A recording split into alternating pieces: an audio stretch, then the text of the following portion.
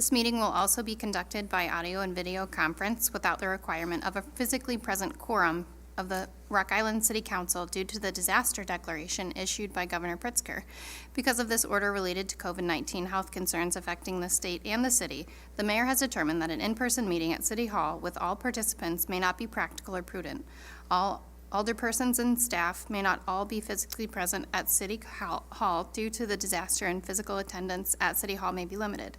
To participate remotely during the public comment or public hearing portion of the meeting, please join by phone at 1-402-922-6585, PIN 174-717-739#. Thank you very much. Roll call. Alderperson Robinson. Bert's here. Go ahead. Alderperson Hurt. Here. Gilbert. Present. Swanson. Here. Parker. Here. Poulos. Here. Healy. Here. Mayor Tomes. Here. Thank you. Can we stand for the Pledge of Allegiance? Remain standing for a moment of silence, please. I pledge allegiance to the flag Of the United States of America, and to the republic for which it stands, one nation, under God, indivisible, with liberty and justice for all.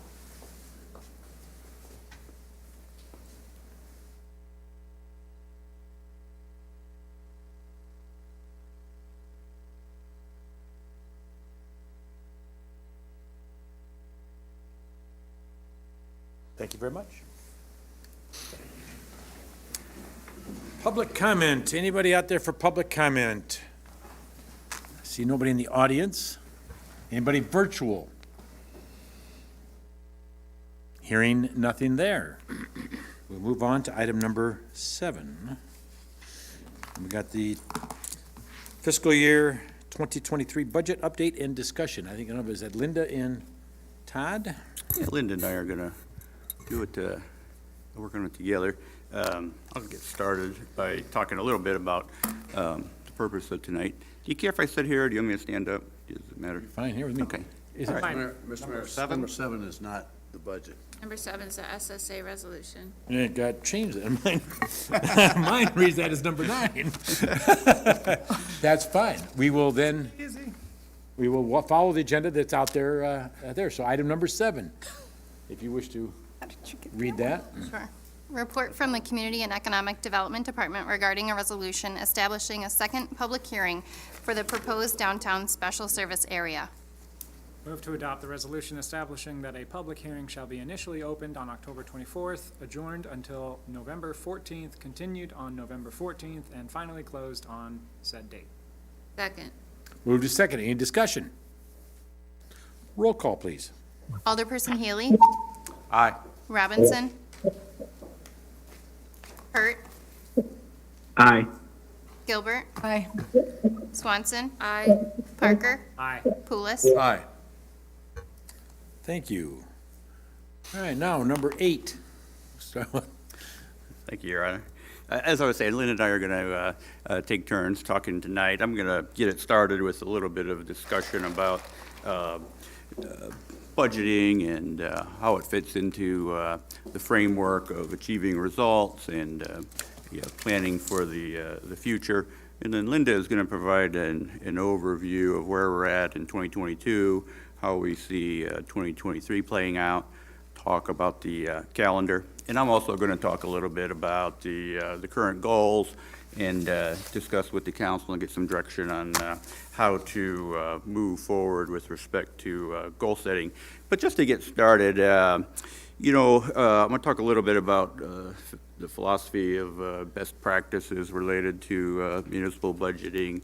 Since I'm the new guy here, I thought I would kind of go overview my thoughts about it and again just discuss some best practices. The Government Financiers Officers Association has a well-developed process for best practices for budgeting, and they note that there's really 4 primary criteria that your budget should address. One of them is that it should be an effective policy document, and that really relates to incorporating your goals and priorities, having your financial policies incorporated, as well as having a good process that links your goals and priorities, provides for the opportunity for citizens to be involved in the process.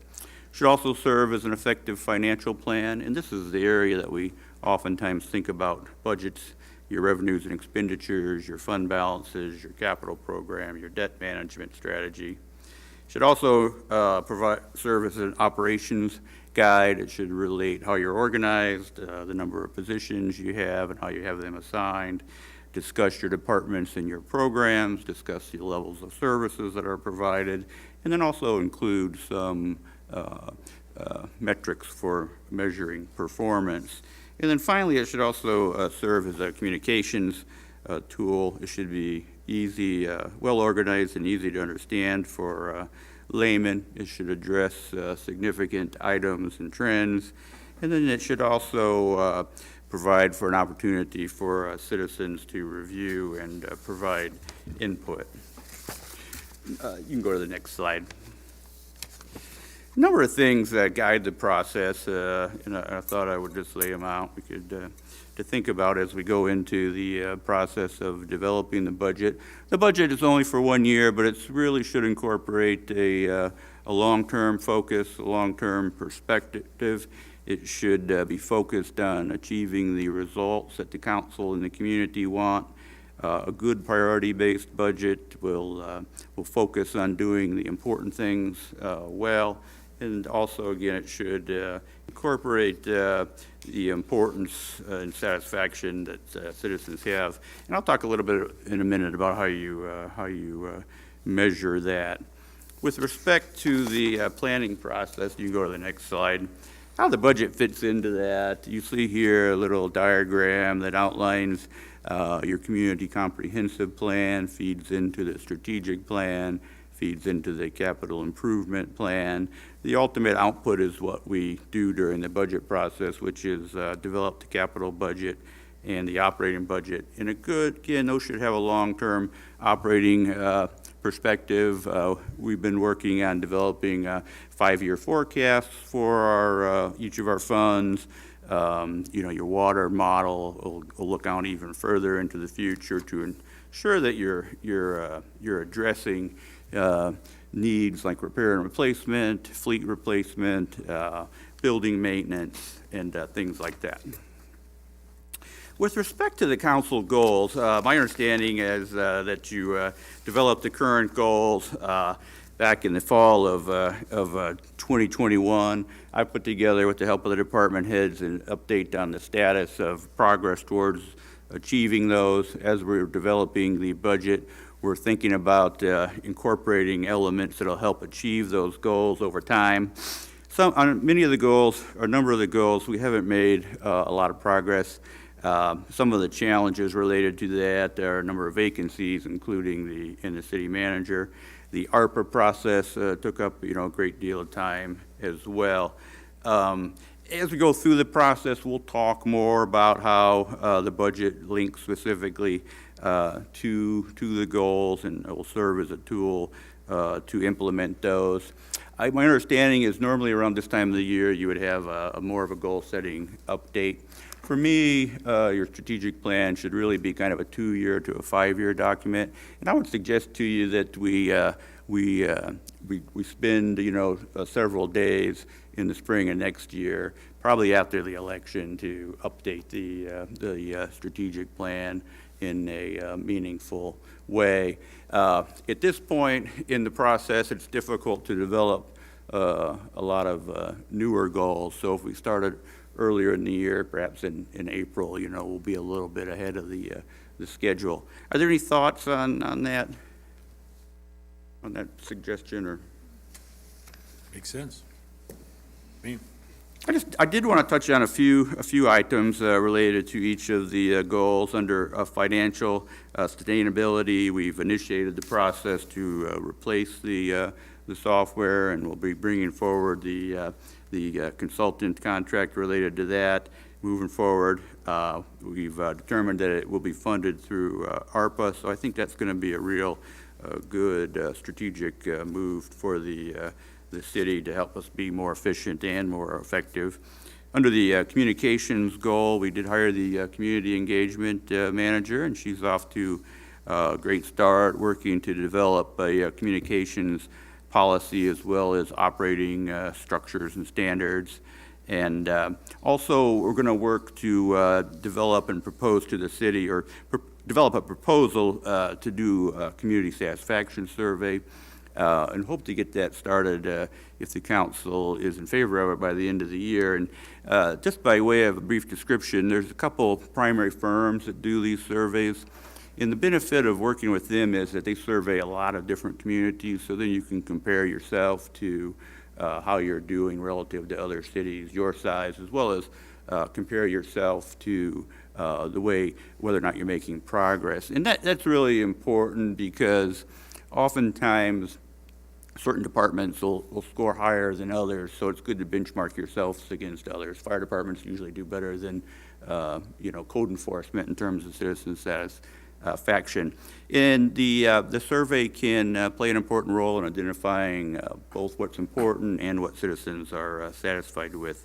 So I think that's an important tool to look at. Under economic development and placemaking, there has been a land bank formed, a regional land bank, and you'll hear more about that in the future, working towards a new agreement with DARI, as well as the implementation of the SSA, which I think is an important tool. I think in the future, I think it is important to develop a specific strategic plan for economic development, as well as development strategies for specific areas. And I'll provide more information to the council about that in the future. You go to the next slide. Managing for results is an effective strategy for achieving results, and you can see there how the budget fits into that. I think it's important as an organization to be constantly thinking about improving, planning, measuring, and analyzing your results. And this is a brief reflection of that.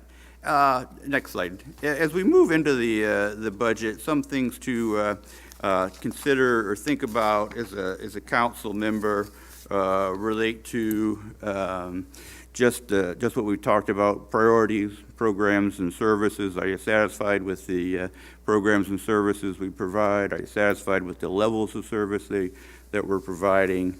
What kind of capital projects would you like to see in the future? And we've been working to develop a different format for the capital improvement plan, to remove some of the items that really aren't capital items from that, as well as a good capital improvement plan, should look out 5 or 10 years into the future. So as we move through the process, we'll talk more about that and see what that looks like.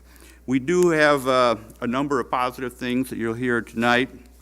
The ARP funds have certainly made it easier to address some of our needs. We're seeing strong revenues and expenditures under what we've estimated, but there are challenges as well. As we have done in the past, I think we'll struggle to balance a couple of our funds, the park fund and the library fund. We have negative cash balances in a number of funds that really concerns me, and we'll have to develop a way to address those. Our fleet, technology, building replacement funds are in a bad state as well. So we'll have some good news, but we'll also have to be thinking about those things as well. Are there any questions for me before we kind of get into the numbers with Linda? All right, where'd Linda go? Oh, she's hiding behind the podium. There she is.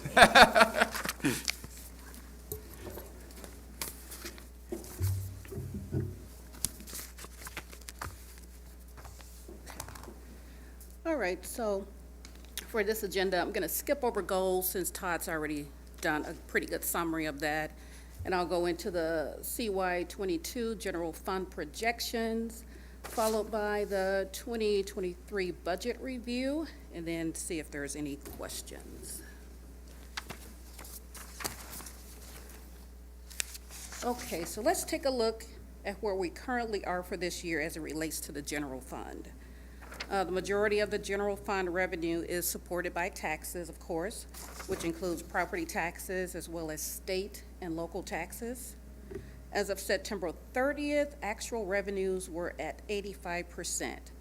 This is 10% higher than the 9-month benchmark of 75%.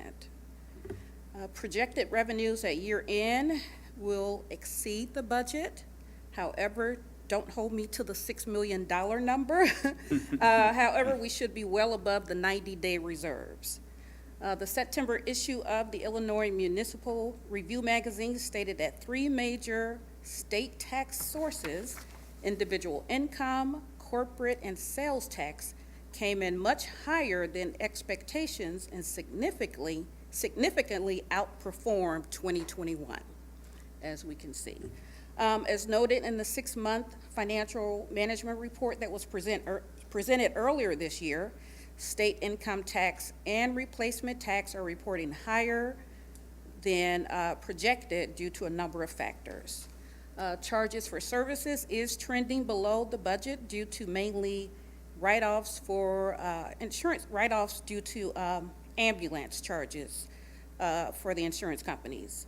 The budget is at $2.1 million year-to-date. The write-offs for 9 months is slightly above $2 million. Okay, so the next couple of charts or slides just show a comparison between the revenue budgets to projections. Property tax based on the levy should be virtually equal. State and local tax revenues are projected to be almost 50% higher. Transfers should be the same.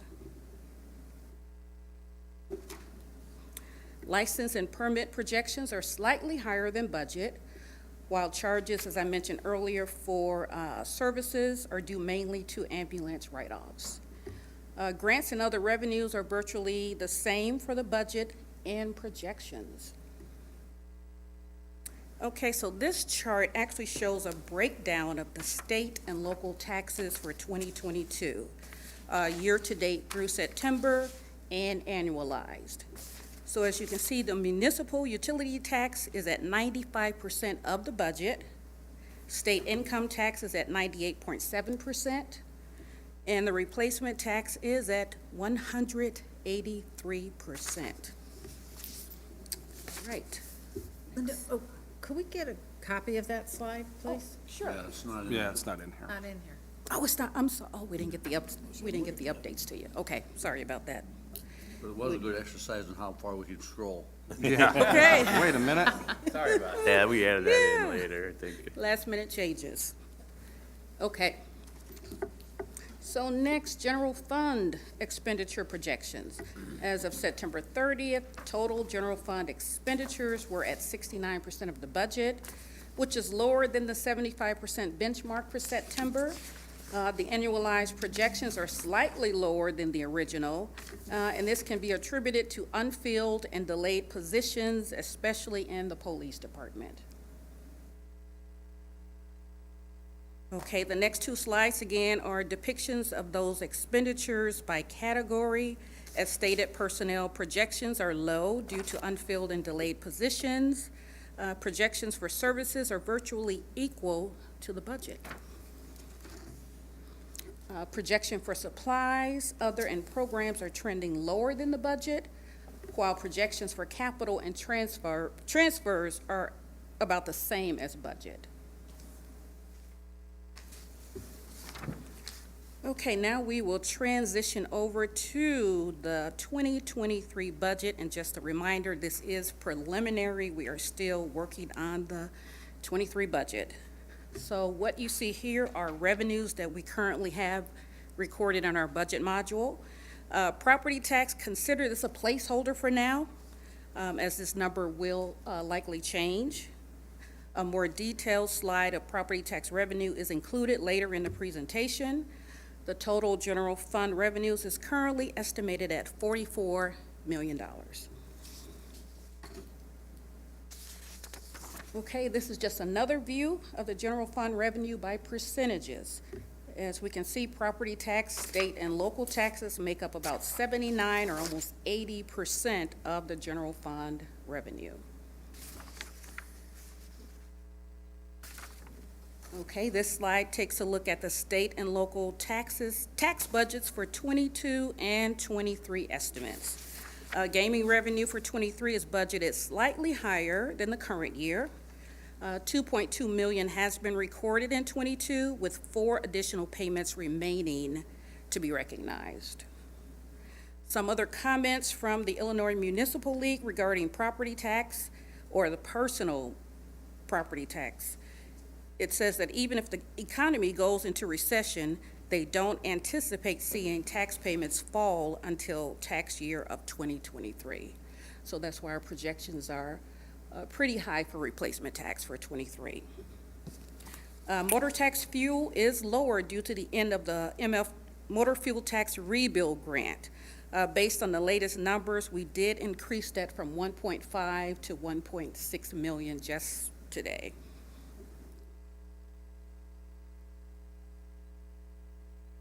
Okay, so this slide highlights the 23 estimated expenditures for the general fund. The total amount does not include certain CIP items, such as program services. These items will be added after council approves the capital improvement plan next month. Some of the items on that CIP recommendations you see at the bottom are items traditionally paid through gaming, but because gaming's down, we'll have to pay for it through a different source. Correct. All right. This chart shows that personnel represents the largest portion of budgeted expenses, slightly above 76%, followed by services at 17%. Some example of services include our internal service charges, such as insurance premiums, fleet and amortization, utility services such as natural gas and electricity. Okay, so the next couple of charts look at citywide revenues and expenses, so all funds. The total preliminary budgeted revenue citywide for all funds is at $119 million. For calendar year 22, revenue was at $111 million, so that's about an 8% increase. Revenue will not be budgeted for ARPA since we've already received it, we won't budget revenue again. So only the expenses will be budgeted in 23 through 26 for ARPA. Okay, the taxes represent the largest category at 18.9 million for property tax, plus 29.7 million for state and local taxes, for a total of 48.6 million. Property tax also includes the tax increment financing, or TIF districts. Charges for services represents the third largest, I'm skipping a second for now, third largest category after others at 26.3 million and accounts for 26% of the revenue. The majority of charges for services is in the enterprise funds, also known as business type, such as utility charges within the water, wastewater, refuse funds, and fitness center memberships, which include green fees with Parks and Recreation. Okay, the other at 31.2 million is also internal related, such as self-insurance premiums, employer portions of health insurance, and employer and employee retirement contributions. All right, next page. This particular slide also represents total citywide expenditure budgets, but it breaks down the expenditures in categories rather than function. The largest slice of the pie chart is personnel costs, which makes up about 44% of total expenditures. Services is the next largest category at 33.9 million. Again, some of the examples of services would include utilities, phones, maintenance, audit and banking contracts, credit card fees, employment and consultant services, legal and engineering services, just to name a few. Okay, so transfers are a bit over 8% of expenditures at 10.3 million, and then we have debt services at 8.5% of expenditures. Okay, so this next slide talks about citywide expenditures by fund. The preliminary expenditures budget for all funds of the city is $135 million. Only $198,000 of ARPA is currently budgeted, and that's for, I think, the staff salaries. So I'll be working with the ARPA manager to determine what we need to budget based on council approval. This chart also captures spending across 9 departments and over 40 active funds. And of course, the general fund represents the largest portion of the city's overall budget at $42.8 million, followed by utility funds, which includes water, sewer, stormwater, and refuse at $30 million. All right, let's go on down here. Police and fire pension funds account for $12.9 million, while parks and recreation at $7.3 million. All right, so this next chart compares the current year budgeted expenditures to the preliminary budget for 2023. The total budget represents a 6% increase from 127 to 135. Okay, FTE history or full-time equivalents. There is a slight increase for 2023, and some are related to grant-funded positions. All right, so let's talk a little about property tax. So this current slide represents the 2021 levy for the current budget year. So as highlighted in yellow, the city's estimated equalized assessed valuation or property valuation was received from the county last September. The final number came in several months later, and it was slightly higher by $384,000. The final property tax rate was virtually unchanged. The general fund received $9.9 million. The total levy request was $14.4 million. Fire and police received $8.5 million, or 60%. Parks received slightly over $2 million, while the library received $2.3 million.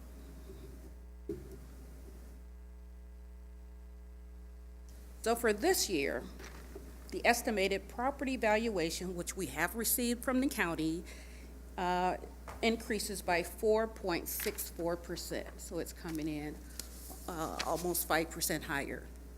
So that's good news for us. The fire and police pension levy is based on the private actuary report, which we presented a few months ago. So we're waiting for final numbers from the consolidated pension fund actuaries, and that's a change for this year.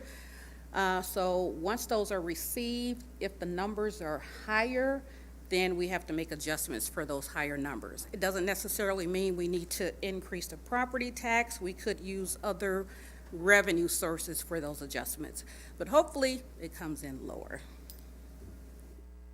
All right, so the council will need to make some final decisions as it relates to the levy before we can get, final numbers.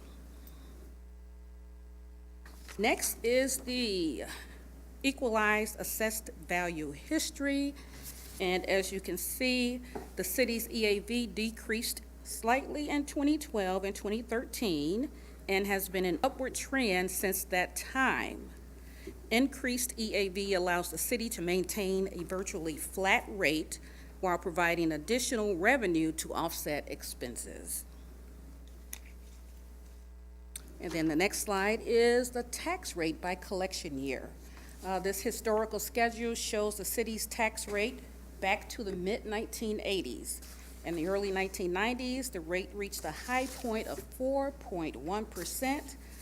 Before the 27 levy, the tax rate had remained very level for decades, after reaching a point in 2005 when the rate was 2.573%. The increased EAV, as I mentioned earlier, allows us to provide additional services without increasing the tax rate.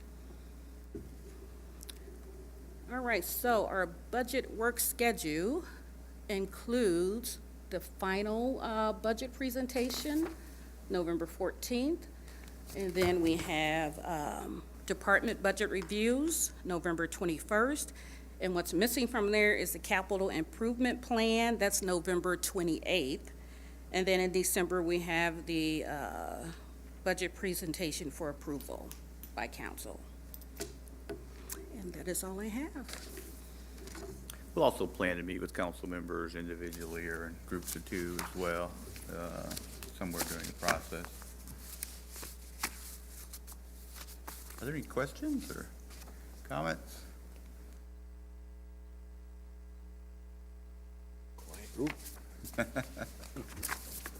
Well, I guess my only comment is, as we had talked before, the library and park having the exact same amount budgeted for this year that they did last year, knowing that things have gone up, and while I do not want to raise taxes because I think it's a really, really bad optic with the fact that we got $26.5 million, I am a little bit concerned that we have two departments that we're asking basically to take a loss in revenues because everything's gone up except for what we're looking at giving them. Yeah, we didn't present the park fund or the library fund numbers here, but, we're still working through how to balance those budgets. And it's something we'll present some options to the council to consider throughout the process on how to challenge that. I'm not as worried about, balancing the budget in any given year as I am about the longer-term kind of structural issue involved with costs outpacing revenues in those areas.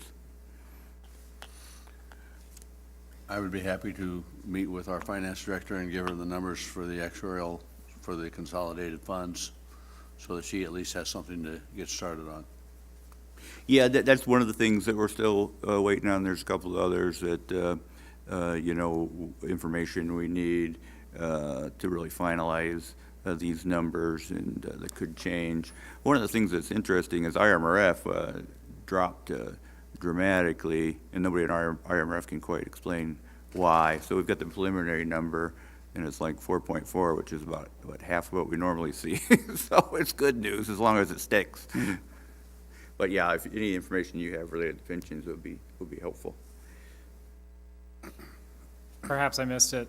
Where are we at with reserves? What did we budget for this year? Did we budget 90-day reserves, and is that where we've been tracking so far? So for the end of 2021, Sure. We are currently at 1.7 million over the 90 days, and that's subtracting out what we used to balance the 2021 budget. So if we weren't, it came in at about 3 million, but then we had to subtract out, what we used to balance. So 1.7 million Okay, and that's over. over 90 days. And we anticipate finishing 2022 as a surplus. It could be significant, the Right. spread on the numbers that Linda showed, and those are very preliminary, subject to change, was about $8 million. We won't see that, but we should see a strong reserve too. That's the good news. The bad news is we need to spend some of that money on our replacement and building maintenance, as well as we've got and I'll propose a strategy to do this, but we've got to address these negative fund balances in some of these funds. I guess I missed something we were talking about the motor fuel tax. The revenues are gonna go down with the increase in prices. I would assume that the regulators that our return on that would have gone up. Some of those are, that's kind of the trend. One of the things that happens when fuel prices go up is people drive fewer miles, oftentimes, and that can have a real impact on your motor fuel tax and your city gas tax. Was there something else that impacted that you referenced? That went down. The Mike? rebuild grant, so the rebuild grant is finished. So it's, it won't be included in 23. Oh, all right. Yeah, that was a one-time amount that went into motor fuel, yeah. Okay. Todd, I don't know if this is the right venue, or maybe the one-on-ones or two-by-twos, but I remember when I was first elected in 2017, I sat down with Randy Tweet, and he was talking about, we have this chronic issue with the general fund. I think it was like a $5 million deficit or something, and every year, we have this $5 million deficit that just kind of, every year we're like, oh, what do we got to cut? $5 million to make the budget, right? And I remember Tweet was always saying he wanted to get to a point where we had addressed that deficit so that moving into the future, we didn't always with the general fund have this problem of, oh, okay, time to do the budget, what are we going to cut? So broadly speaking, you know, because I don't know, again, if this is the right venue for the discussion, but I guess as our new city manager, what is your take on this chronic dilemma? Yeah, and I think, you know, I haven't been here, of course, but I imagine what the city's gone through is similar to what we went through in Galesburg. And some, you know, the way you address a structural deficit where your expenditures are outgrowing your revenues, which sounds like what you're experiencing here, and many cities experienced, you know, post-2008 when the economy tanked. And what happened, some of what's happened, how you fix that, you've seen in the chart that Linda showed with the FTE count going down. You know, that's what a lot of cities did to manage their expenses. I think the economy's improved. You're seeing that in some of these revenue numbers. You know, the city's been very conservative in revenue, and things haven't been as bad as we thought they might have been. So I think it's, you know, given where we are, the economy's helped, but also working on managing your expenses and kind of optimizing your revenues is how you kind of break that cycle. And it would seem with the general fund, you know, the initial proposed amounts by the staff that didn't include capital items, you know, the general fund was essentially balanced, and that's a good place to be. It's a good place to be talking about having surpluses rather than, you know, spending deficits, fund balance to balance your budget. So I would say that cycle's kind of been broken a little bit.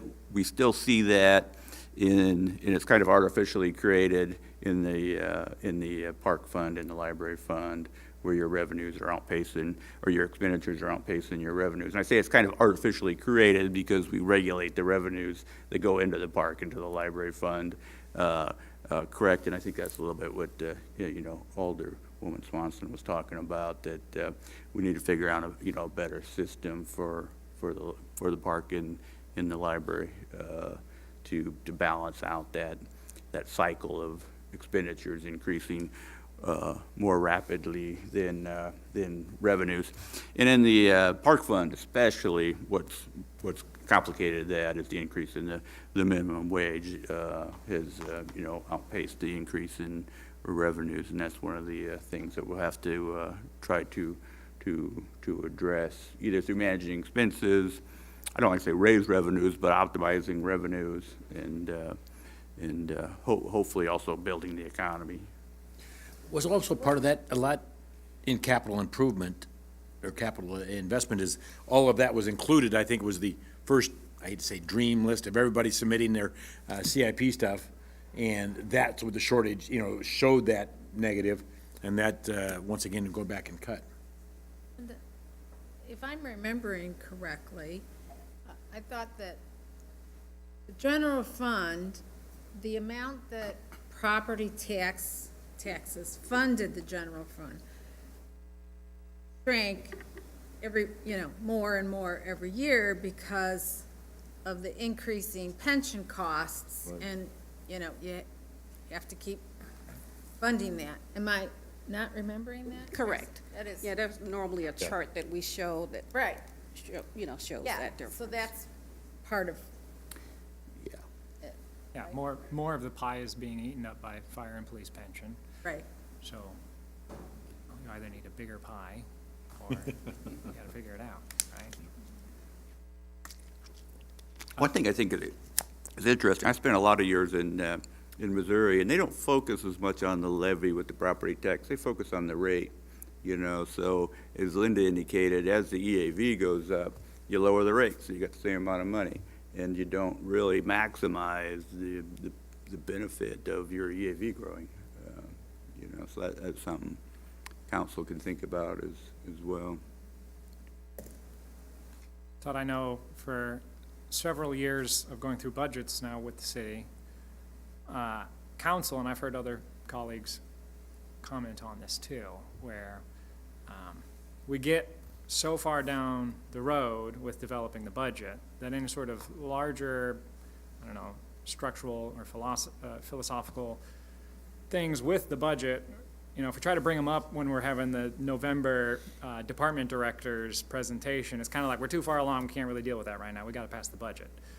I'm thinking things like, specifically, items in the CIP that aren't really capital improvement items. That should, in my opinion, more be part of the operations budget or something like that.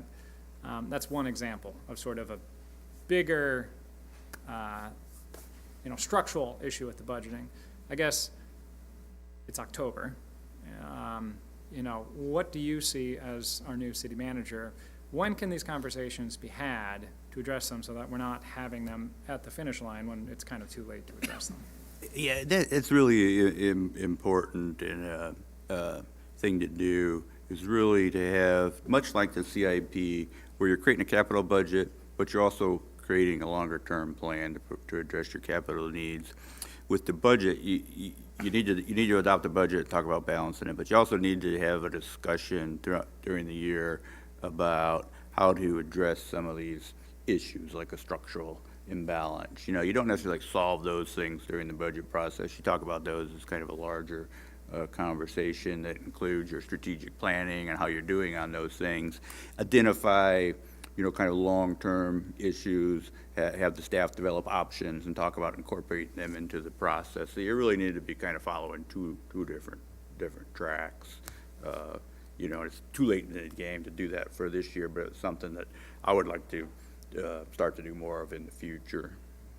Do you envision those types of conversations taking place in the spring when we're doing our goal-setting session? Yeah, I think so. I think that would be appropriate to talk about during your goal setting.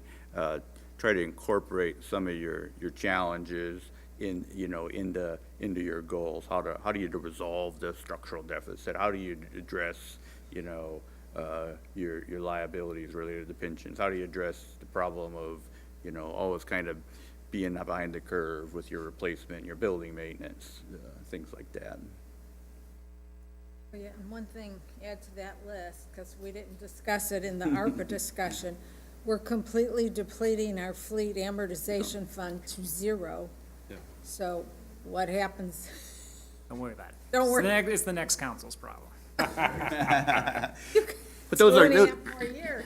yeah, those are good things, you know, as staff, you know, it should be one of our goals to put together building replacement program, fleet replacement program, computer replacement program, talk about how are those things gonna be funded, you know, and that's that larger discussion, that kind of goes beyond year-to-year balance in the budget. Year-to-year balance in the budget isn't that hard, it's addressing those things that is a harder challenge, which cities oftentimes ignore. I mean, to be honest with you. I made the joke about that's the next council's problem. Yeah.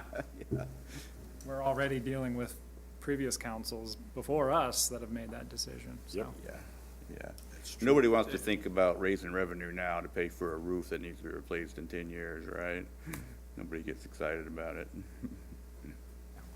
Well, every year, our number one goal is fiscal responsibility, and I would argue that doing that is being fiscally responsible, so. I would agree. No one wants what Mike said with our snow fleet, that it's done, it's trash, you know? Those are awkward conversations to have up here, so.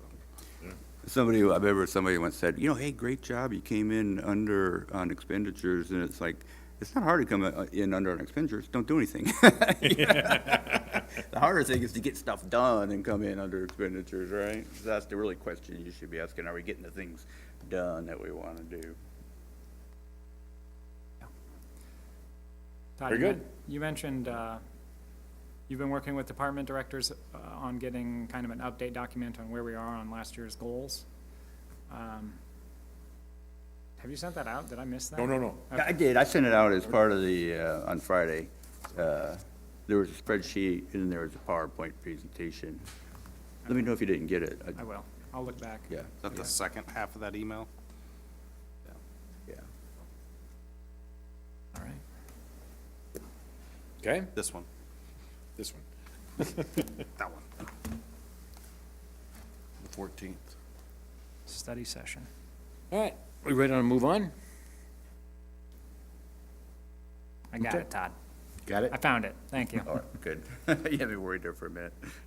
All right.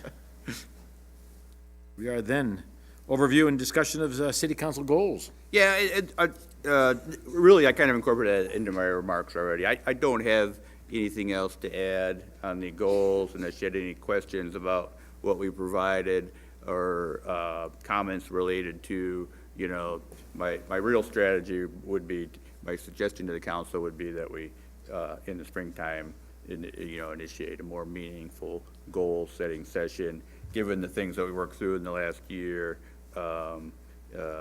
We'll continue to work on and incorporate the current goals into the next year's budget.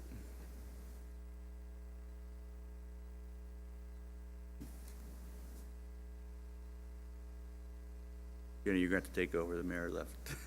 Right, Todd, so I just have a question, and Linda, about the budget presentation in November. So, I mean, is it gonna be the typical thing we've been seeing for the last few years, or, I mean, I'm glad you mentioned that. well, the reason why too, because there's a lot of stuff that, like, somebody will come and they'll read their list of services or whatever. We can read whatever information we get sent, I guess. You mean from the individual departments or just Yeah, both? yeah, so like, to have a more meaningful conversation, sometimes there's not even any questions. Yeah, I'm glad you brought that up, because I meant to address it. If the council would be open to it, I would like to do the department presentations on a whole day. And again, if you'd be open to it, do it like on maybe a Saturday. Do it on a workday if you could, if it's possible, if you'd want to. But if the council's open to that, rather trying to crunch it into one evening, to take a whole day and provide maybe a little bit more information, maybe have a little bit more interaction, I would propose that to you. so like a whole day this coming November? Yeah. Oh. I would not be. That wasn't what was in the, in I the just, slide. I mean. No, the slide proposed doing it in the evening, one evening, or we could break it into multiple evenings perhaps, yeah. Well, I can remember when it took 2 evenings, from 5 to 10. In the last couple of years, it's down to one night and we're done by 7:30. Yeah, we could do a couple of evenings, probably would do it justice.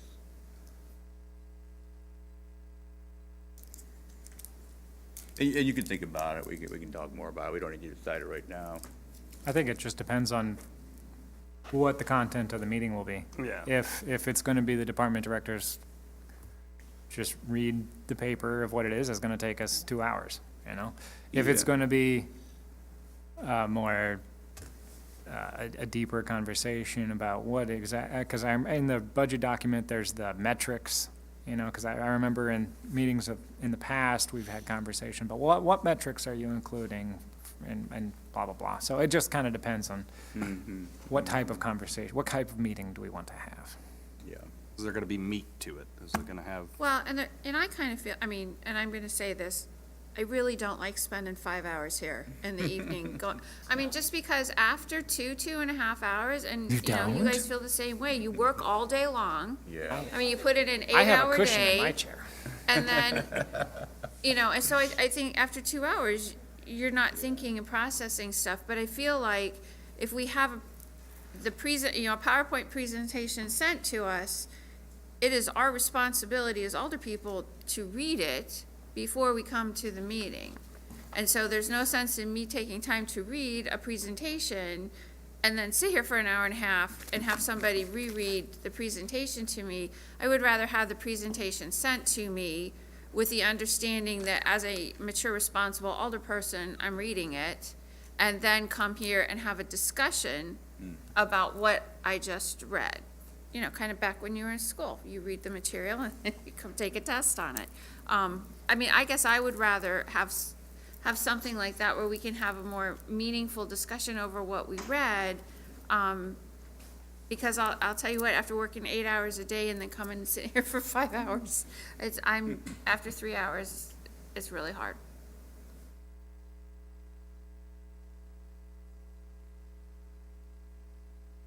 We should, Yes. we should make it. Does no one else feel that way?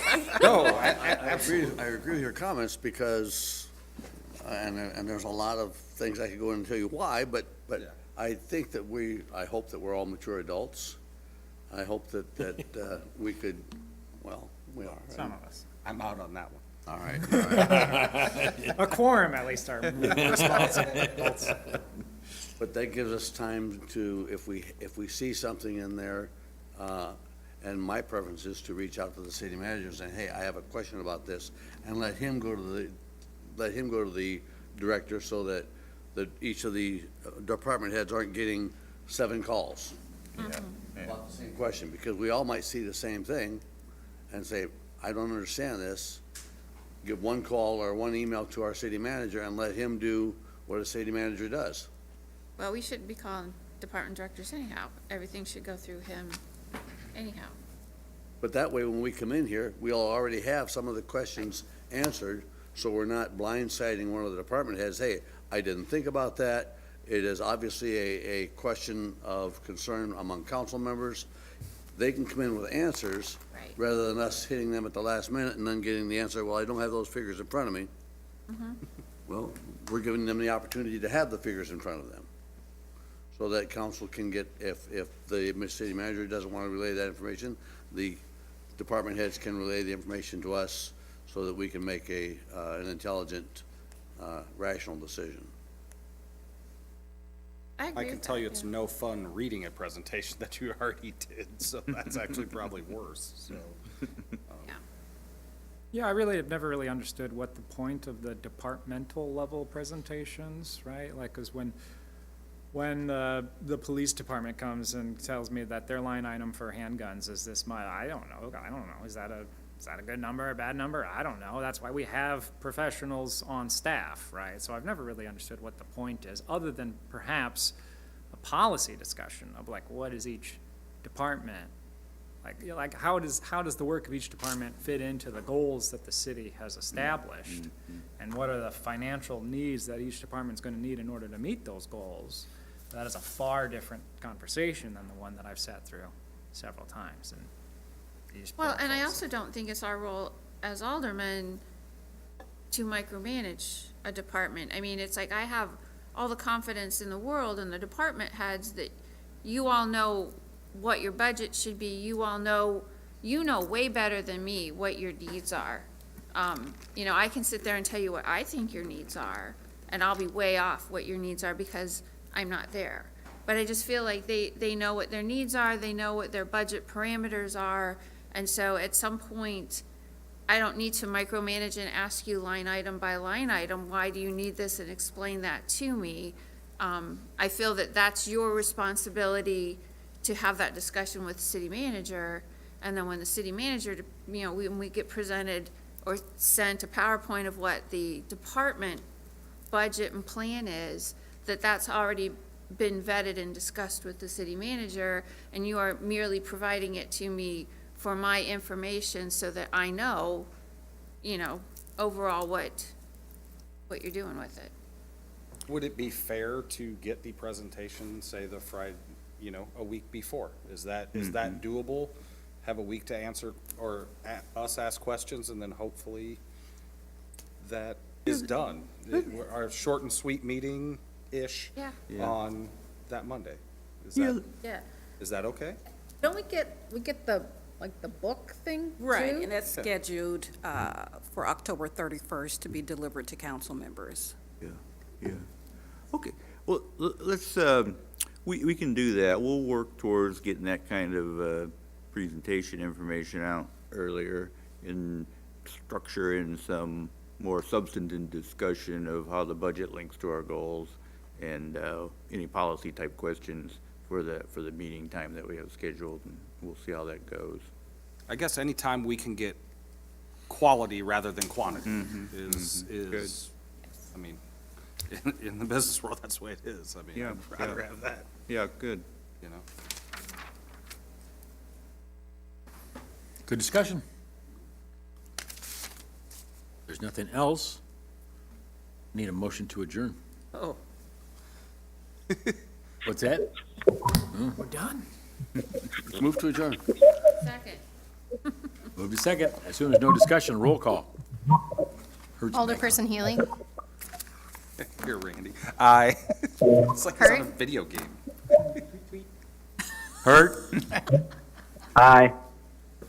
Gilbert, Aye. Swanson, Aye. Parker, Aye.